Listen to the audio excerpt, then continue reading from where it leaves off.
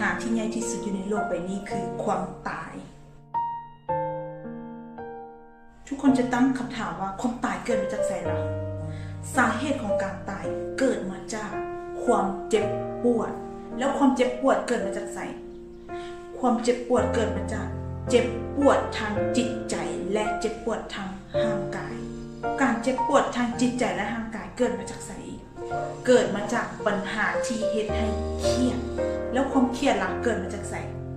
เกิดมาจากการสื่อสารบ่เข้าใจกันแล้วสิ่งเหล่านี้ล่ะเกิดมาจากไสเกิดมาจากอารมณ์แล้วอารมณ์ของเฮาล่ะเกิดมาจากไสล่ะอารมณ์เกิดมาจากประสบการณ์ที่มันเข้มข้นที่มันฝังลึกลงไปในจิตใจของเฮาและบ่สามารถควบคุมมันได้แล้วแม่นหยังล่ะแม่นสาเหตุของพวกนี้ 1. เสียดายบ่ได้เฮ็ด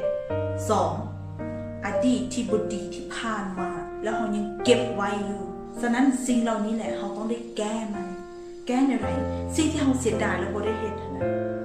ให้เฮาเฮ็ดมื้อนี้ซะเฮาเฮ็ดแนวใดก็ได้ 1. บ่ต้องมีผลกระทบต่อตนเอง 2. บ่ต้องมีผลกระทบต่อครอบครัว 3. บ่ต้องมีผลกระทบต่อสังคมหรือโลกใบนี้และเฮ็ดโลดอดีตที่มันผ่านมาแล้วเฮาต้องขอบใจมันว่าย้อนอดีตนั่นแหละย้อนอดีตที่ค่อยเฮ็ดบ่ดีนั่นแหละแล้วมื้อนี้ค่อยเก็บมันขึ้นมาสิ่งที่ค่อยเฮ็ดนั้นมันตอบสนองในสิ่งที่บ่ดีให้กับตัวของค่อยดังนั้นค่อยจะเก็บประสบการณ์อยู่ในขึ้นมาแล้วค่อยจะบ่เฮ็ดแบบนั้นอีกแล้วเปลี่ยนแปลงตัวของเฮาให้ทุกคนลองเอาเคล็ดลับตัวนี้ไปใช้เบิ่งแล้วจะรู้ว่าเฮานี่นะยกก้อนหินที่มันหนักที่สุดอยู่ในใจของเฮาทิ่มไปได้แล้วเฮาจะมีความสุข